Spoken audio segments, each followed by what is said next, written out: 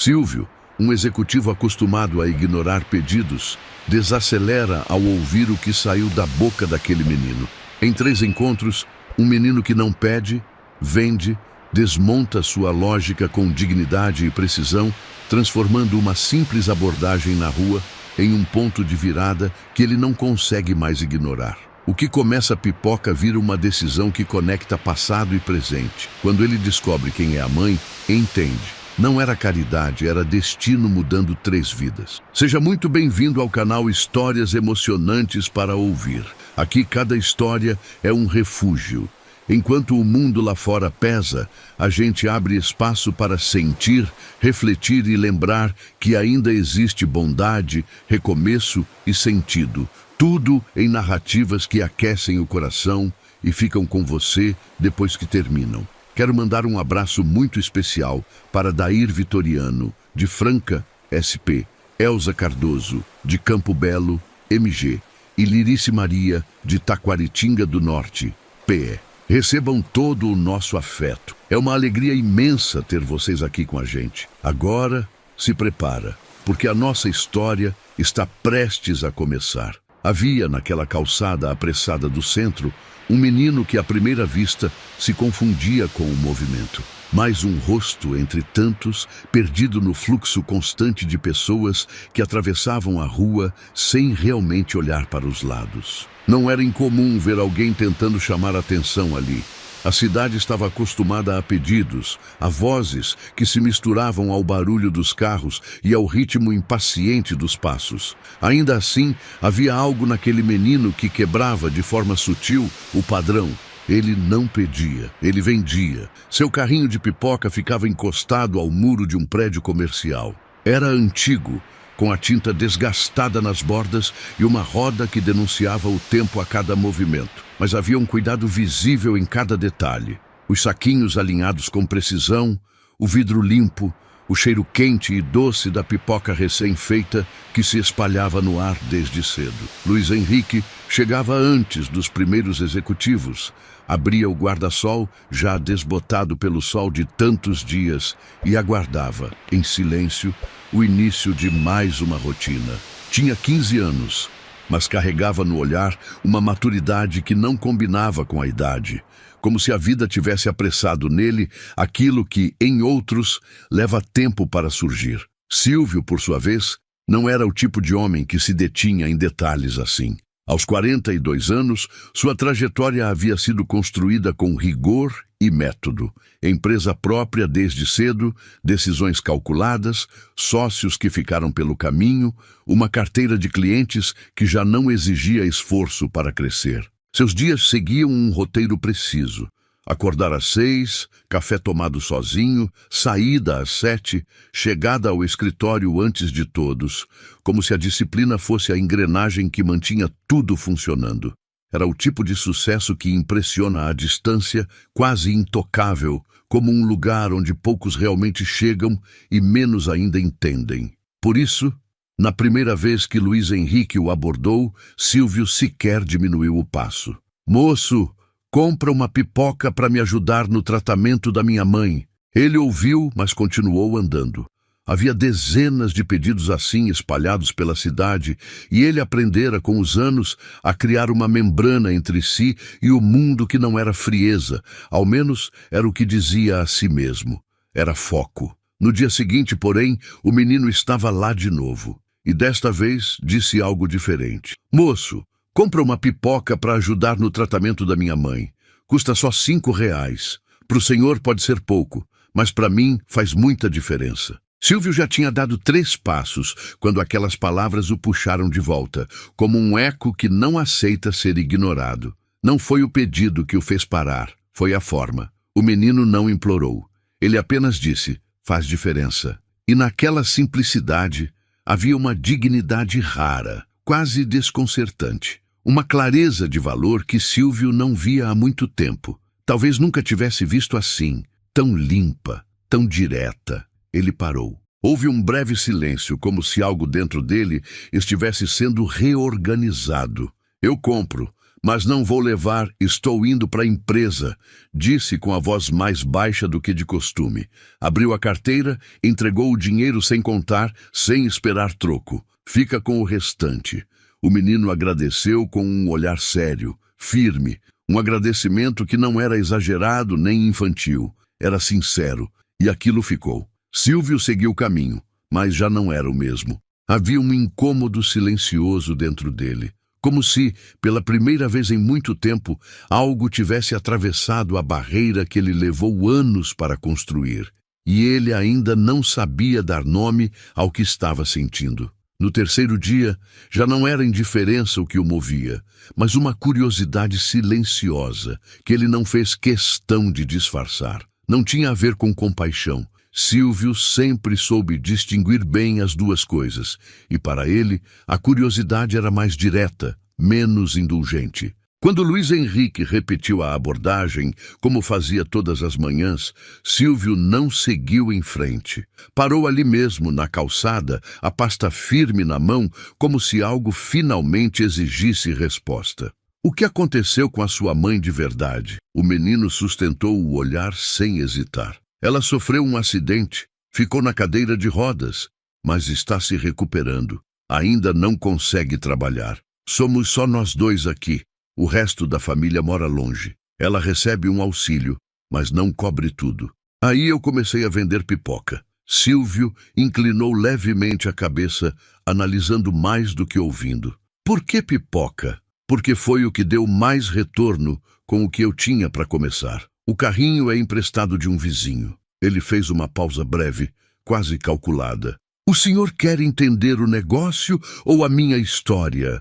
Aquilo o pegou desprevenido. Silvio soltou um riso baixo, raro, sincero. Não lembrava a última vez que alguém o havia tirado do controle daquela forma. Os dois, respondeu. E pela primeira vez em muitos anos ficou ali mais tempo do que deveria. Conversaram por quase 20 minutos, enquanto a cidade seguia seu ritmo ao redor. Naquele dia, Silvio chegou tarde ao escritório. Não por acaso, mas por escolha. Havia algo no menino que não era apenas inteligência. Era uma forma específica de ver o mundo, uma consciência do que era possível dentro do que existia. Luiz Henrique não se queixava, calculava. Silvio reconhecia isso porque havia sido assim também, em outro tempo, numa cidade menor, com um pai que trabalhava em obra e uma mãe que costurava para fora.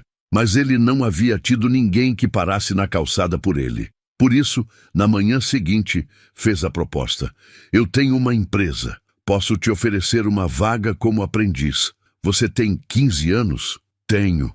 Então é possível. Silvio olhou para ele por um momento. Não estou fazendo isso por pena.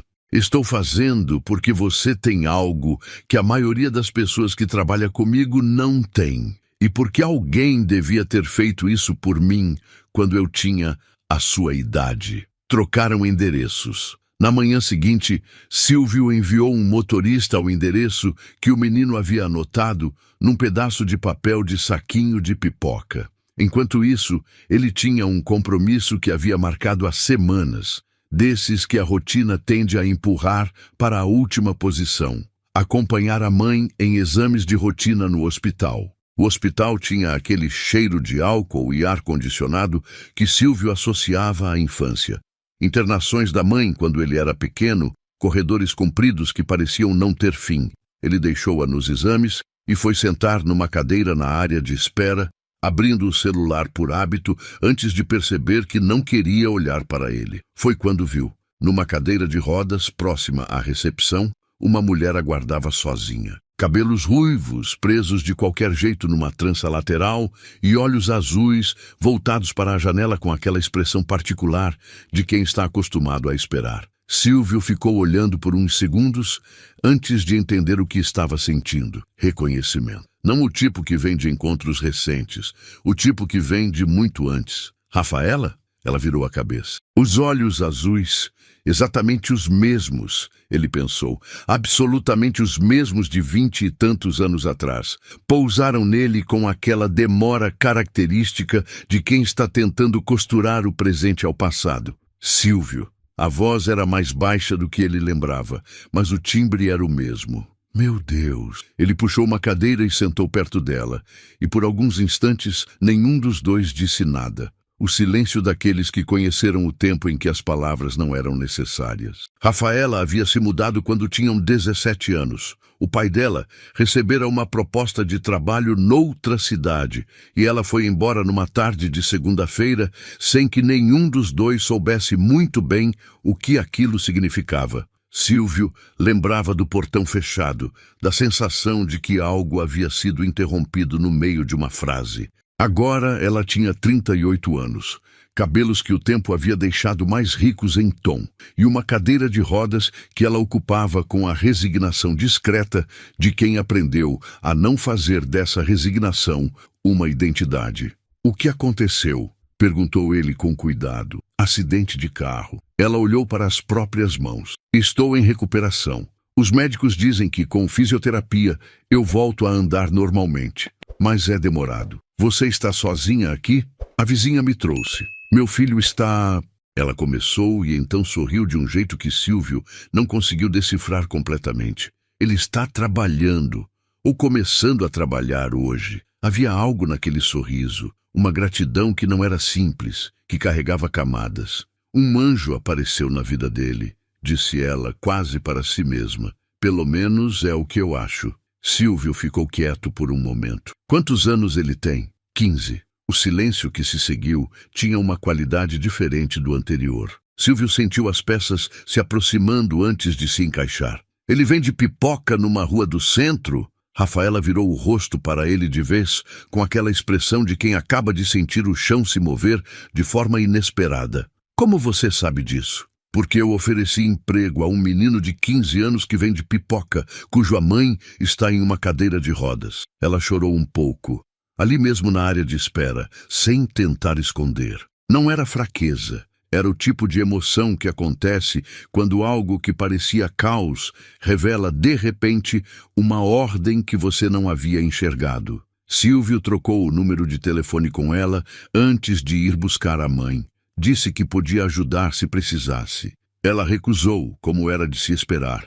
Conhecia Rafaela o suficiente, mesmo através do filtro do tempo, para saber que ela não aceitava facilidade. Mas deu o número assim mesmo. Nos dias seguintes, ele observou o menino no trabalho e percebeu, naquele contexto diferente da calçada, o quanto a história de Luiz Henrique era feita de lacunas, não do tipo que se conta, do tipo que se vive em silêncio. Havia esforço demais concentrado naqueles ombros jovens e uma leveza que só existe em quem aprendeu a não reclamar do peso. Quando Silvio foi à casa deles pela primeira vez, com algum pretexto razoável que hoje não importa, Rafaela estava na sala, com um livro no colo, e o recebeu com a mesma compostura que ele havia reconhecido no filho. Eu tenho uma proposta, disse ele, sentado numa cadeira de plástico que rangeu sob seu peso. Minha casa é grande, tenho uma empregada que passa a semana lá. Vocês dois viriam ficar comigo enquanto ela faz o tratamento. Ficaria mais fácil. Silvio. O tom dela era gentil, mas firme. A gente não pode simplesmente... Somos amigos. Ele a olhou diretamente. Éramos amigos antes de qualquer coisa mudar. Isso não precisa ser complicado. Luiz Henrique, que estava na porta da cozinha ouvindo tudo, disse apenas, "Mãe, vamos." Ela olhou para o filho por um longo momento. Depois, com um suspiro que tinha mais rendição do que derrota, concordou. A casa de Silvio era espaçosa e silenciosa, do tipo que incomoda. O silêncio de lugares que foram construídos para ser habitados por mais de uma pessoa e acabaram sendo habitados por apenas uma. Havia cômodos que ele não entrava há meses, uma mesa de jantar grande demais para um homem só, um quintal que a empregada regava, mas ninguém utilizava. Tudo isso mudou de um modo que ele não havia previsto. Não foi uma mudança brusca. Foi gradual, como a temperatura de uma tarde que você só percebe que mudou quando já está fresca. O café da manhã passou a ter conversa. As noites passaram a ter som. Luiz Henrique tinha o hábito de colocar música enquanto estudava, um volume baixo que vazava a porta afora e chegava até a sala onde Silvio lia. O quintal foi utilizado, as tardes foram divididas e a mesa de jantar ganhou de alguma forma a proporção certa. Com Rafaela, a convivência tinha uma textura particular. Eles retomaram a amizade com a naturalidade de quem continuou uma conversa interrompida, sem precisar explicar referências, sem a estranheza de quem está se conhecendo. Mas havia algo mais do que familiaridade. Havia uma atenção mútua que os dois reconheciam e que nenhum dos dois nomeava. Ela fazia fisioterapia 3 vezes por semana. Silvio a levava quando podia, esperava lendo algum relatório no carro e no caminho de volta paravam sempre num lugar diferente.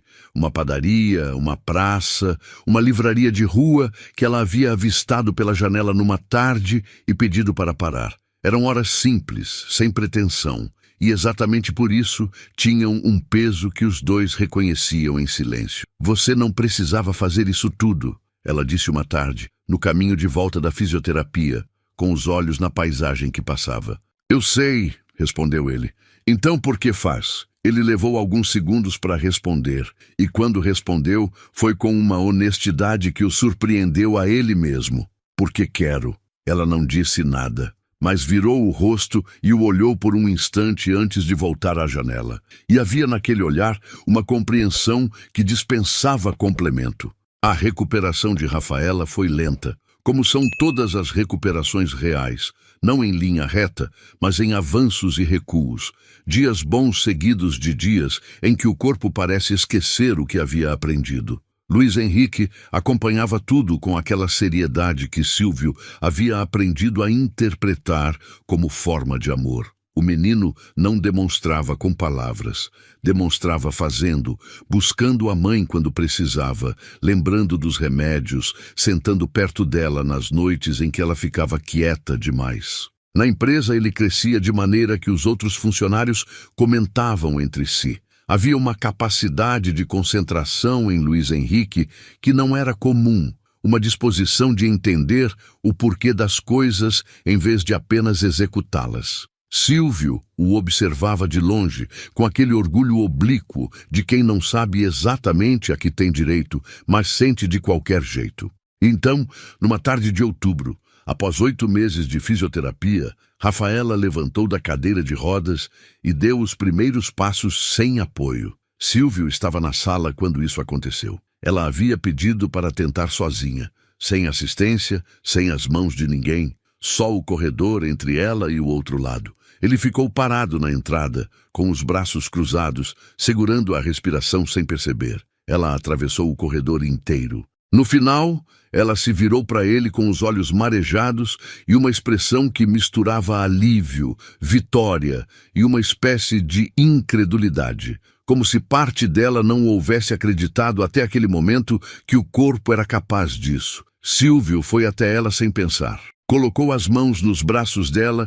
e ficaram assim por um segundo, próximos o suficiente para que ele pudesse ver cada detalhe do rosto dela, a constelação de sardas no nariz, o modo como os olhos azuis ficavam ainda mais claros quando ela estava emocionada. Consegui, ela disse como se precisasse ouvir a própria voz dizendo aquilo. Conseguiu, ele confirmou. E então, com a mesma ausência de planejamento que caracterizava os melhores momentos da vida de Silvio, ele disse o que havia guardado por meses. Não quero que você vá embora. Rafaela o olhou com aquela demora que ele já conhecia. A demora dela para processar as coisas que importavam, como se precisasse passá-las por algum filtro interno antes de respondê-las. Silvio, eu sei que você tem a sua vida. Eu sei que você quer voltar para a sua casa, retomar as suas coisas. Só precisava te dizer isso. Ela ficou olhando para ele por um tempo que pareceu longo.